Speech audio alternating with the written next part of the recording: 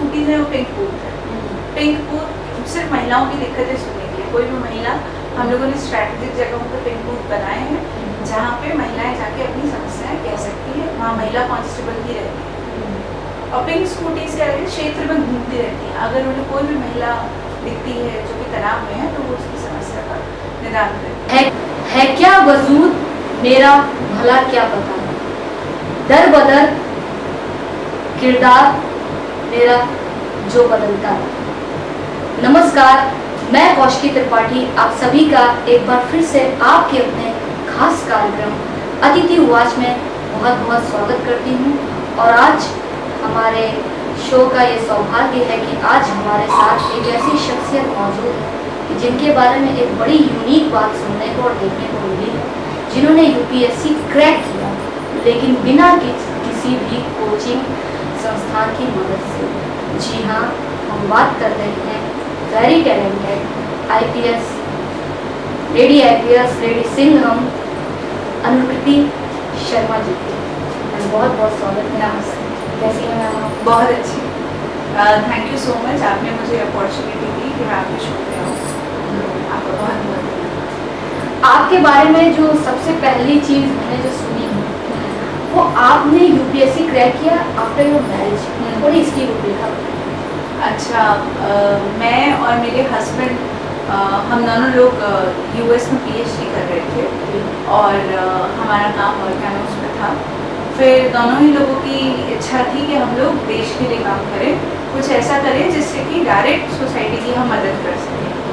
तो scientific field अपने आप में बहुत रोचक होती है पर उसमें डायरेक्ट इम्पैक्ट नहीं दिखता है। आप जो कर रहे हैं उससे लोगों को क्या फ़ायदा होगा। तो ये दोनों में अचानक से हुआ कि नहीं, भारत चलते हैं वापस और हम अपने लिए कुछ तो अच्छा कर ही लेंगे। तो यहाँ आए और फिर हम दोनों इस चीज़ में साथ ही थे।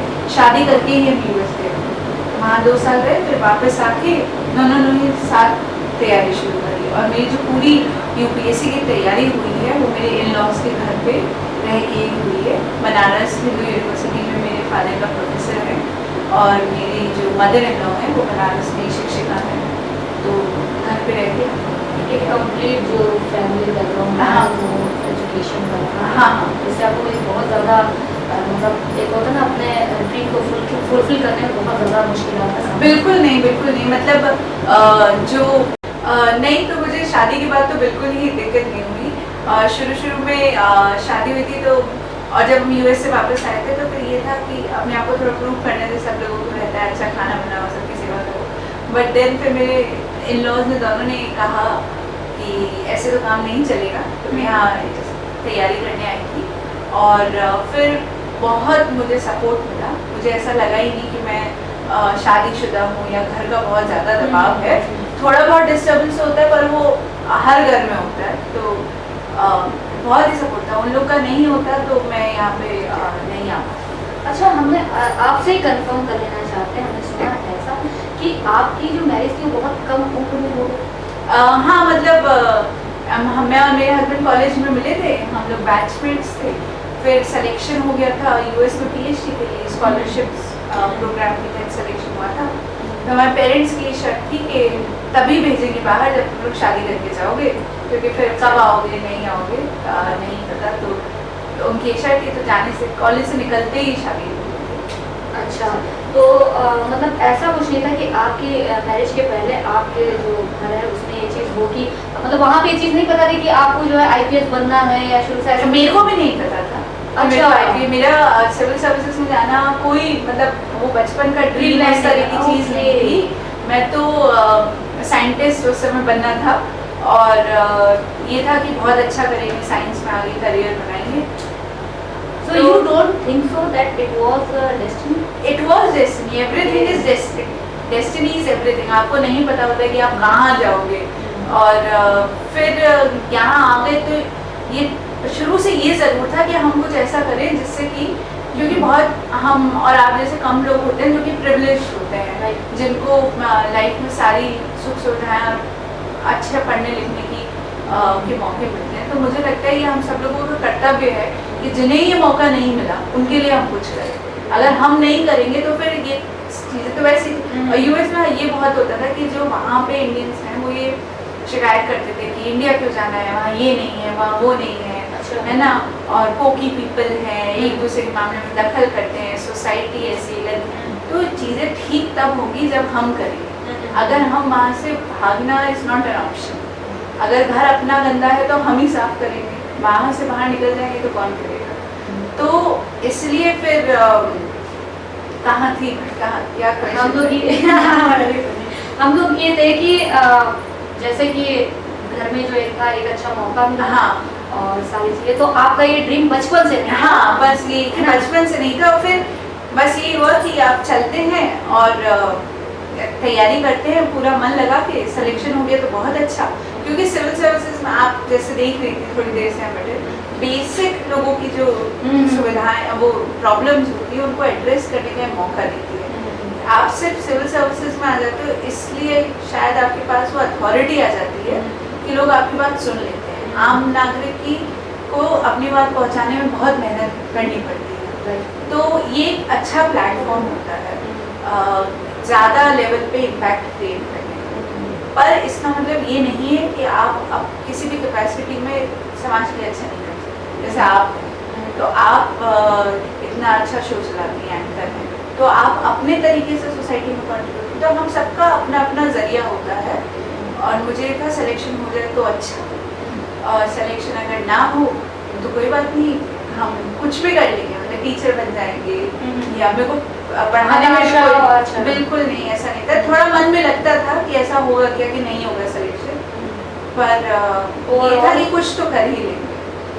और इस IPS बनने से पहले IRS कस्टम्स मिला था मुझे, तो IRS के बाद जब IPS में सिलेक्शन हुआ तो कुछ लोगों ने कहा कि क्यों जाना है, इतनी अच्छी जॉब है और पुलिस में तो इतना स्ट्रेस है, इतना भाग दौड़ की लाइफ है, लड़कियों के लिए IRS अच्छा होता है। पर मैंने जैसे कहा, जो मेन उद्देश्य था हमारा यहाँ आने का, वो अच्छी लाइफ तो थी। अच्छी लाइफ तो हमारी वहाँ बहुत हर तरीके से। मेन उद्देश्य यही था कि हम ग्रास रूट लेवल पे लोगों के साथ काम कर सके। और IAS IPS में अन्य सर्विसेज से यही फ़र्क है, एक कंफर्ट जोन तोड़ के, कंफर्ट जोन तोड़ के आप एकदम लोगों के बीच पहुँच जाते हैं और उनकी बुनियादी समस्याओं को सुन के तुरंत निवारण करने का मौका मिलता है। तो मैं तो बहुत खुश है कि सपने में भी नहीं सोचा था यूनिफॉर्म पहनने का। जब अपने घर परिवार दूर दूर तक कोई किसी भी स्तर में पुलिस में नहीं है, तो सिविल सर्विसेज में कुछ लोग हैं, पर वो मतलब एडमिनिस्ट्रेशन साइड में, वो भी मतलब ससुराल पक्ष में कुछ है, पर कोई भी पुलिस में नहीं है किसी भी। तो ये तो जब एक बहू एक यूनिफॉर्म, देश की जो यूनिफॉर्म होती है वो लेकर करके जब अपने ससुराल में जाती तो वो कैसा बहुत खुश फीलिंग कैसी आती है? बहुत खुश होते हैं। जब मेरा सिलेक्शन हुआ था तो मेरी मदर ने कहा था कि अब मैं IPS की सास हूँ। लोग IPS से डरते हैं और मैं उनसे डरती हूँ, तो नहीं, शी इज वेरी नाइस, मजाक नहीं करना, बहुत अच्छा। तो वो everyone is very happy and very proud. और उन लोगों ने कभी भी मुझसे ये नहीं कहा कि मतलब कहाँ जा रही हो IPS। लोगों को इन जनरल मतलब police is not a good field, लड़कियों के लिए अच्छी नहीं है, बट बहुत ही अच्छी फील्ड है। और मेरे को तो बहुत आनंद भी आ रहा है काम करके और बहुत सपोर्ट भी लोगों का है।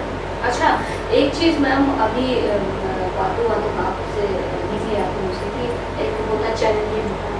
जब कोई महिला काम करती है तो ऑफकोर्स चैलेंजेस और बड़े हो जाते हैं। अच्छा, बहुत बार ऐसा भी होता होगा कि आपको लेट नाइट कॉल्स आ रही, क्योंकि CUG नंबर गूगल पे अवेलेबल होते हैं, तो कभी कभी ऐसा कुछ वाकया हुआ कि मतलब एक कॉल आ रही तो उससे थोड़ी सी डिस्टर्बेंस क्रिएट हुई, ऐसा उससे आप कैसे डील करते हैं? जैसे कि मैंने बताया, जब आपका मोटिवेशन क्लियर होता है कि आप किस चीज़ के लिए इस फील्ड में हैं, तो इन चीज़ों से आपको स्ट्रेस नहीं होता है। आपको पता है कि, और बहुत कॉन्शियस डिसीजन के तहत आप एक ऐसी, ये एसेंशियल सर्विसेज है, पुलिस है, जैसे कि मेडिकल सर्विस होती है, जैसे कि फायर सर्विस होती है, किसी की जान भी जा सकती है अगर आप टाइमली रिस्पॉन्ड ना करें। तो ये जानते हुए मैं इस सर्विस में आई हूँ, तो अगर रात को अगर कॉल आ रहा है और तो मेरे को उससे स्ट्रेस नहीं होता, मतलब ये एक्सपेक्टेड है, पहले से है कि ठीक है इस तरह की चीज़ें आ सकती हैं, तो और मैं कोशिश भी करती हूँ कि हर किसी का फ़ोन उठा के अगर उसकी कोई समस्या है तो उसका निराकरण कर दूँ। कई बार कुछ ऐसे वाक़ये हो जाते हैं जिनसे फ़ोन आप उस समय आपको झलाहट होती है, पर बाद में वो एक हंसने वाला सीन में जाते हैं कि यार उसने परेशान किया। पर इस तरीके से स्ट्रेस होता नहीं। इट डिपेंड्स ऑन यू कि आप इसको कैसे बैठे। हाँ, ये बिल्कुल इंडिविजुअल पे डिपेंड करता है। अगर कोई आर्मी पुलिस में आके कहने लगे कि काम बहुत है और इस मतलब, तो वो आप अगर किसी भी जॉब में स्ट्रेस लेने लगोगे तो आप उसे एंजॉय नहीं कर पाओगे। पुलिस में तो इतना मज़ेदार होता है कि आप एडवेंचर है, आपका हर दिन अलग है। कोई भी 2 दिन आपके एक जैसे नहीं होते। आपकी सुबह कैसी होगी और शाम कैसी होगी वो आपको नहीं पता होता है। तरह तरह के मामले आते हैं, बहुत सारी चीज़ें ऐसी होती हैं जिनमें आप कुछ नहीं कर सकते, फिर भी लोग आपसे इतनी आशा रख के आपके पास आते हैं। और आपको तो सेटिस्फैक्शन भी बहुत है, वैरायटी भी बहुत है, बहुत ही मज़ेदार जॉब। थोड़ा सा विभाग से संबंधित बात करते हैं। आपको अभी तक कितना समय है? अभी फील्ड पे तो मैं 17 जनवरी से हूँ और ट्रेनिंग को मेरी 1.5 साल हो चुका है। अभी भी अंडर ट्रेनिंग हूँ मैं। ओके। और 1 साल नेशनल पुलिस अकेडमी हैदराबाद में हमारी ट्रेनिंग हुई, जो दिसंबर 2020 में शुरू हुई। पूरा 2021 ट्रेनिंग, तो 2022 जनवरी में यहाँ पे ज्वाइन किया मैंने लखनऊ। राजस्थान और लखनऊ, राजस्थान के आप शायद रहने वाले हैं, तो राजस्थान और लखनऊ के कल्चर में आपको क्या फर्क पड़ता है? राजस्थान में मैं पली बड़ी हूँ तो उसके प्रति लगाव तो हमेशा रहेगा। और राजस्थान का जो कल्चर है वहाँ पे, लखनऊ का तो मैं इतना अभी फील नहीं, मैं पुलिसिंग में रही यहाँ पे, तो मैं तो पूरा लखनऊ भी नहीं देख पाई अभी तक। पर ये है कि वहाँ पे हर दिन त्योहार की तरह होता है जयपुर में। लोग बहुत ही मिलनसार होते हैं और नाचना गाना बहुत पसंद होता है। जैसे गुजरात में हर बार पे डांडिया करते हैं, वैसे राजस्थान में भी खुशियों के मौके बहुत होते हैं। और वो एक टूरिज्म प्रधान राज्य है, तो उस हिसाब से भी वो वैसा ही डेवलप है। लोग इन जनरल सिंपल होते हैं। और वहाँ में कभी पुलिस नहीं रही तो मुझे नहीं पता कि वहाँ के जो खराब लोग हैं वो कैसे। अब लखनऊ में जो है, लखनऊ थोड़ा तो अलग है। मैं शुद्ध शाकाहारी हूँ, अब लखनऊ में शाकाहारी जगह ढूंढने में दिक्कत हो गई है। और मिक्स सोसाइटी है, बहुत मेरे को कल्चरल इंटरेक्शन का मौका नहीं मिला ऐसा कुछ। खान पान में तो काफ़ी फ़र्क है यहाँ भी और वहाँ भी। काम करने में मजा आ रहा है? हाँ, काम करने का आनंद आ रहा है। आपको क्या लगता है कि जो मिशन शक्ति जो गवर्नमेंट के द्वारा जो कार्यक्रम आयोजित किया गया है, आपको क्या लगता है कितना ज़्यादा सक्सेसफुल अभी तक रहा है? अब पूरे कार्यक्रम की समीक्षा तो मैं नहीं कर पाऊंगी, और पर जब मेरे को लगता है कि कभी भी कोई सरकार अगर किसी चीज़ को अपना एकदम एजेंडा बना के चलती है और जब सरकार की तरफ से आदेश होता है कि इसका अनुपालन होना है, तो फिर हर स्तर पे लोग जुड़ जाते हैं। तो मिशन शक्ति क्योंकि प्रायोरिटी है इस सरकार की, तो अभी 100 दिन का भी अभियान चला था, तो क्योंकि ऊपर से भी आदेश था, तो हम लोग प्रत्येक दिन सड़कों पे सिर्फ महिलाओं की समस्या सुनने के लिए थे। तो इससे बदलाव तो आता है, लोगों को भी ऐसा लगता है कि उनको सुना जा रहा है, महिलाएं ज़्यादा सुरक्षित और एम्पावर्ड फील करती हैं। अब जैसे हमारे थाने का ही मैं बताऊँ, आज ही मैंने ट्वीट किया था थाने के मूवमेंट से, मतलब थाने के ट्विटर अकाउंट से, हमारी पिंक स्कूटीज जो है, जिस थाना क्षेत्र की मैं बात करती हूँ, तो पिंक स्कूटीज का काम ये होता है, पिंक स्कूटीज है वो पिंक बूथ है। पिंक बूथ सिर्फ महिलाओं की दिक्कतें सुनने के लिए, कोई भी महिला, हम लोगों ने स्ट्रैटेजिक जगहों पर पिंक बूथ बनाए हैं जहाँ पे महिलाएं जाके अपनी समस्याएं कह सकती है। वहाँ महिला कांस्टेबल ही रहती है और पिंक स्कूटी से क्षेत्र में घूमती रहती है। अगर उन्हें कोई भी महिला दिखती है जो कि तनाव में है, तो वो उसकी समस्या का निदान करती है। तो स्कूटी इसलिए मैंने ये मैंडेटरी कर रखा है कि जब स्कूल छूटते हैं तो प्रत्येक दिन वो अलग अलग स्कूल के बाहर खड़ी होगी थोड़ा दूर, और बच्चियों को, ताकि ये लगे कि अगर कोई उनके आसपास घूम रहा है तो वो तुरंत उस लड़के का नाम, पता, नंबर नोट करके उचित कार्रवाई करें। तो अब बच्चों का बहुत अच्छा रिस्पॉन्स आ रहा है। और अगर उन्हें कोई दिखता भी नहीं है लड़का, तो वो बच्चियाँ खुद आके उन कांस्टेबल से बात करने लगती है, उन्हें दोस्त बनाने लगी। एक बहुत ही अच्छी फोटो सब लोगों ने, बच्चियों ने और कांस्टेबल ने खींची। तो इससे परसेप्शन चेंज भी होता है। और पुलिस के प्रति भी एक जो पहले जो परसेप्शन था। हाँ। थोड़ा सा तो एक हम लोगों ने इस थाना क्षेत्र में, क्योंकि मैं अंडर ट्रेनिंग हूँ, तो कुछ चीज़ें जब आप तैयारी करते हो तो आप सोचते हो कि अगर मैं बनूंगी तो ऐसा करूँगी, ऐसा करूँगी। तो एक नई मुहिम शुरू करी है हमने, उसका नाम है पुलिस माय फ्रेंड। तो उस मुहिम के अंतर्गत उसके 2 कंपोनेंट हैं।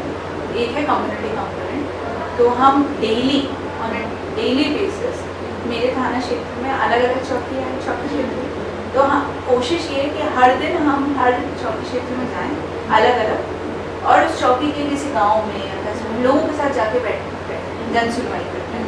उसमें 100-150 लोग आते हैं, जो भी आना चाहे, महिलाएं, बच्चे, बूढ़े, प्रधान, सब। और हम उनसे ये बात जाके कहते हैं कि आपकी शिकायत रहती है कि पुलिस आपकी नहीं सुनती, आज हम सिर्फ आपको सुनने आए हैं, आप कहेंगे और हम सुनेंगे।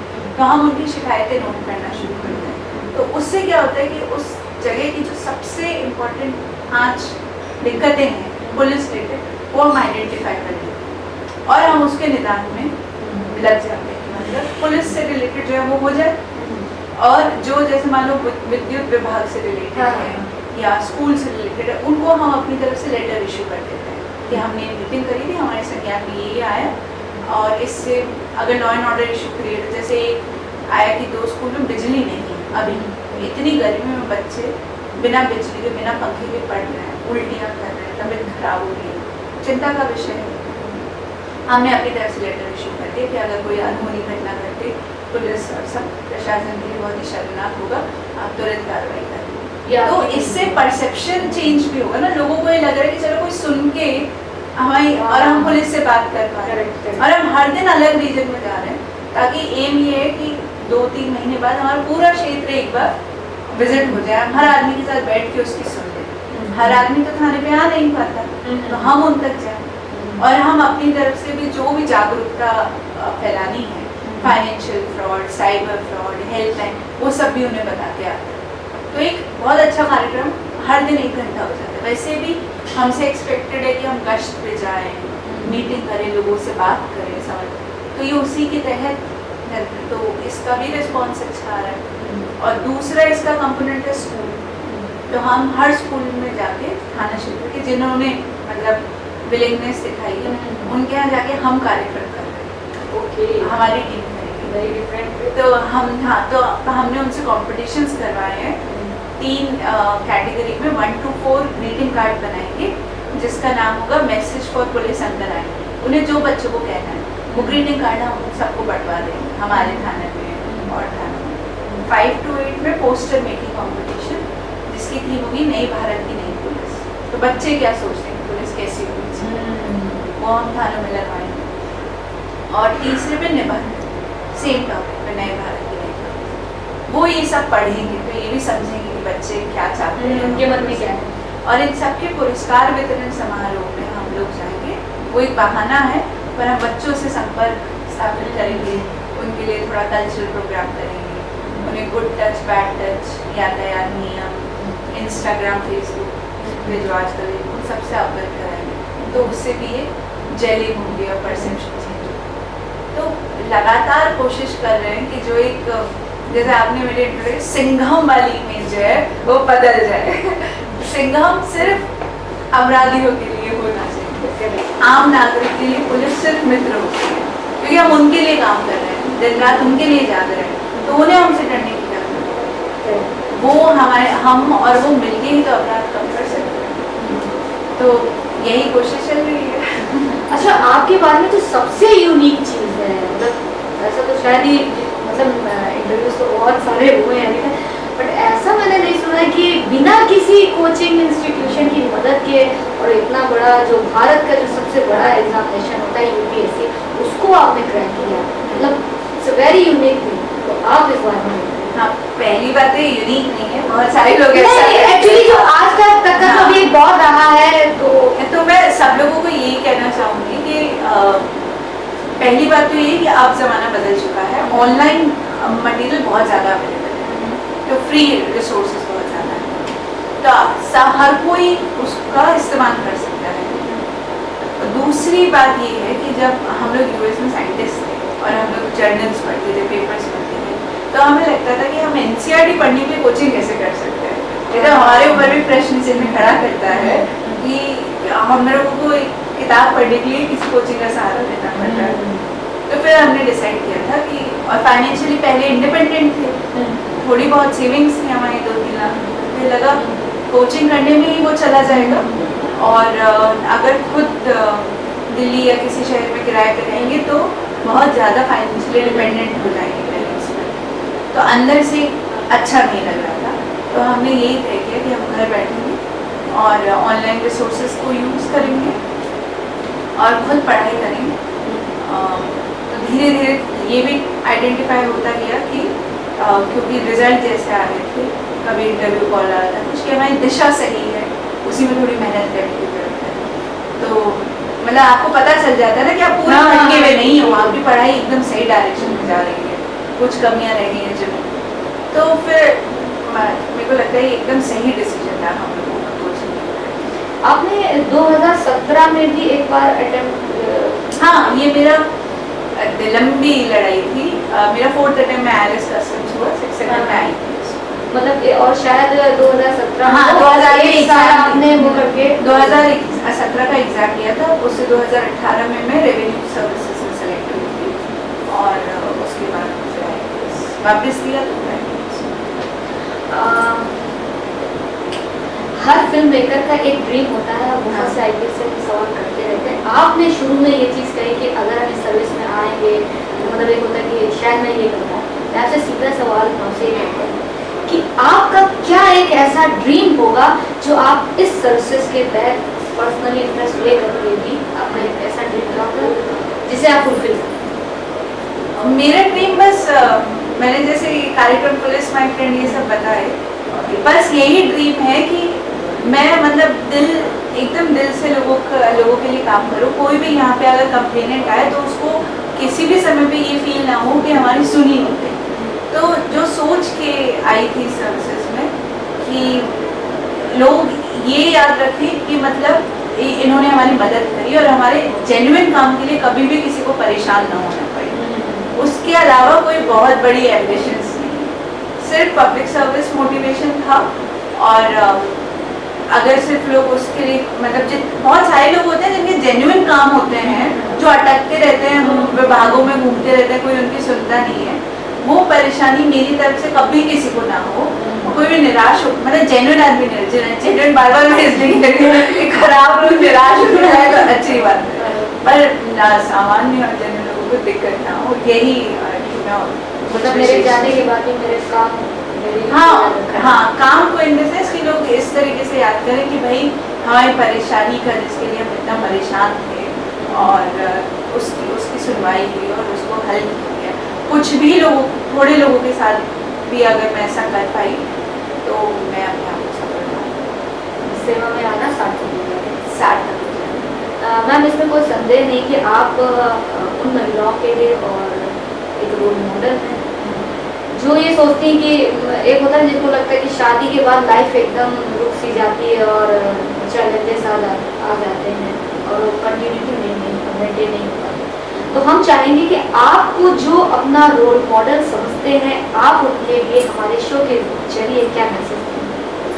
हाँ, मैं आप सब लोगों से यही कहना चाहूँगी कि शादी एक जीवन का एक महत्वपूर्ण पड़ाव होता है, पर शादी के बाद चीज़ें रुकनी नहीं चाहिए। हम सब लोगों में अपनी प्रतिभाएं होती हैं।